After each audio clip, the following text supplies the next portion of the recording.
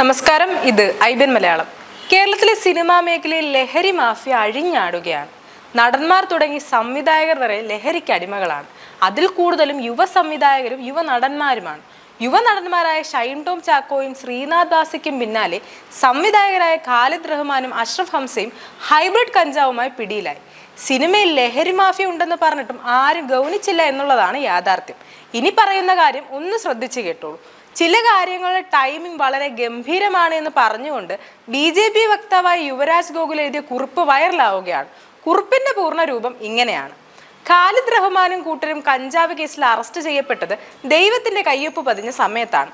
കാലങ്ങളായി പലരും വിളിച്ചു പറഞ്ഞതാണ് മലയാള സിനിമയിലെ ഡ്രഗ് മാഫിയയുടെ സാന്നിധ്യം. കേരളത്തിലേക്ക് കഴിഞ്ഞ ഒരു ദശകത്തിനിടയിലാണ് ഇത്രയും സിന്തറ്റിക് ഡ്രഗ് ഒഴുകി തുടങ്ങിയത്, വിശിഷ്ട ചുംബന സമരത്തിന് ശേഷം. ആ സമരാഭാസം വ്യക്തമായ ഡ്രഗ് മാഫിയ ഫണ്ടിങ്ങോടെ സംഭവിച്ച ക്യാമ്പയിനാണ്. കേരളത്തിന്റെ സാമൂഹ്യനീതി മാറ്റിമറിക്കുകയെന്ന അജണ്ട ഭംഗിയായി അതിലൂടെ നടപ്പായി.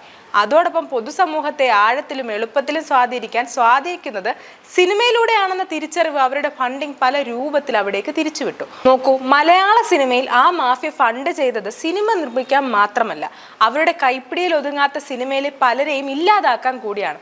ആദ്യത്തെ ഇര ഒരു സൂപ്പർ താരമായിരുന്നു. ആള് ജയിലിൽ പോയി വെറുക്കപ്പെട്ടവരായി. ആളെ നിരന്തരം ആക്രമിക്കാൻ വിലക്കെടുക്കാൻ കഴിയുന്ന ഒരു മാധ്യമത്തെയും മാധ്യമ പ്രവർത്തകനെയും ഉപയോഗിച്ചു. ഒരു വാടക ഗുണ്ടയുടെ മൊഴി മാത്രം ഉപയോഗിച്ച് സിനിമാ സംവിധാനങ്ങളെ അപ്പാടെ തകിടം മറിച്ചു. സ്ത്രീപക്ഷവാദികളായ സെലക്റ്റീവ് പ്രതികരണ വേദി കഞ്ചാവ് ലോബിക്കെതിരായ ഒരു ആരോപണത്തിനും വാ തുറക്കില്ല.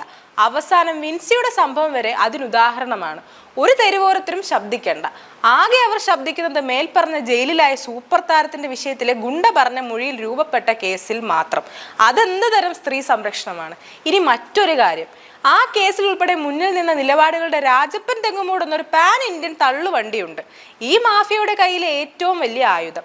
പാൻ ഇന്ത്യൻ രാജപ്പന്റെ നിബന്ധനയും വാശിയുമാണ് മേൽപ്പറഞ്ഞ നടനെ സകല സിനിമാ സംഘടനകളിൽ നിന്നും പുറത്തു പോകുന്ന സമ്മർദ്ദത്തിലേക്ക് തള്ളിവിട്ടത്. അയാൾ ഇറങ്ങിപ്പോയതോടെ സകല നിയന്ത്രണങ്ങളും ഒരു പ്രത്യേക ഇക്കോസിസ്റ്റത്തിന്റെ കയ്യിലായി. അവർ സിനിമയെ അപ്പാഴെ പുകചുരുളുകളിലേക്കും സിറിഞ്ചുകളിലുമായി. പിടിയിൽപ്പെടാതെ നിന്ന മസിലളിയനെ സംഘിച്ചാപ്പ കൊടുത്ത് പരിധി വിട്ട് മുകളിലേക്ക് കയറുന്നില്ലെന്ന് ഉറപ്പുവരുത്തി. മെഗാസ്റ്റാർ പിന്നെ എല്ലായിടത്തും കൂടും എന്നതുകൊണ്ടും കലിമ ചൊല്ലുന്ന സംരക്ഷണ വിഭാഗത്തിന്റെ സംരക്ഷണയിലായതുകൊണ്ടും ആ വഴിക്കങ്ങ് വിട്ടു. ഇനിയാണ് അടുത്ത കളി. വീഴാതെ നിന്നൊരാൾ വേറെയുമുണ്ട്. എത്രയൊക്കെ ആക്രമിച്ചിട്ടും കോർ സപ്പോർട്ട് ബെയിൽ കൈവിടാതെയും പ്രതിഭ കൊണ്ട് ആർക്കും സ്പർശിക്കാനാകാതെ നിന്നൊരാൾ. എത്രയൊക്കെ ആക്രമിച്ചിട്ടും കുലുങ്ങാതെ നിന്ന ആ ബേസിനെ ഇളക്കാനും ആ ബേസിനെ തന്നെ ആൾക്കെതിരാക്കാനും പാൻ ഇന്ത്യൻ രാജപ്പനെ തന്നെ വീണ്ടും ഇറക്കി. വെടക്കാക്കി തനിക്കാക്കുക എന്ന പരിപാടി. ഈ പറഞ്ഞത് പലർക്കും ഇപ്പോൾ മനസ്സിലാകില്ല, എങ്കിലും ഒരല്പം കൂടെ കഴിയുമ്പോൾ തീർച്ചയായും മനസ്സിലാവും. ജയിലിൽ പോയ സൂപ്പർ താരത്തെ അന്ന് വിമർശിച്ചവർ പോലും ഈയിടെ അത് തിരുത്താൻ തയ്യാറായപ്പെട്ടത് നിജസ്ഥിതി ബോധ്യപ്പെട്ടത് തുടങ്ങിയപ്പോഴാണ്. അതിന്റെ പുറകിലെ ബുദ്ധിയായ രാജപ്പൻ സാർ അത്ര ചെറിയ മീനല്ല. ഇപ്പോൾ വലയിൽ കുടുങ്ങിയതൊക്കെ ചെറിയ മീനുകളാണ്, വലിയ തിമിംഗലങ്ങൾ ബാക്കിയാണ്.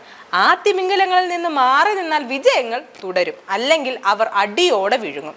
അതിന്റെ ഉത്തമ ദൃഷ്ടാന്തങ്ങളാണ് ഇപ്പോൾ മലയാള സിനിമയ്ക്ക് ലഭിച്ച വിജയവും ചിലരുടെ അറസ്റ്റും. ചിപ്പിച്ചേച്ചിയുടെ ആറ്റുകാൽ ദേവിക്കുള്ള പൊങ്കാല നൈവേദ്യം മനസ്സറിഞ്ഞുകൊണ്ടുള്ള അർപ്പണമാണ്. വാഴിക്കേണ്ടത് അമ്മ തുടരും, അല്ലാത്തത് അഴിക്കുള്ളിലും.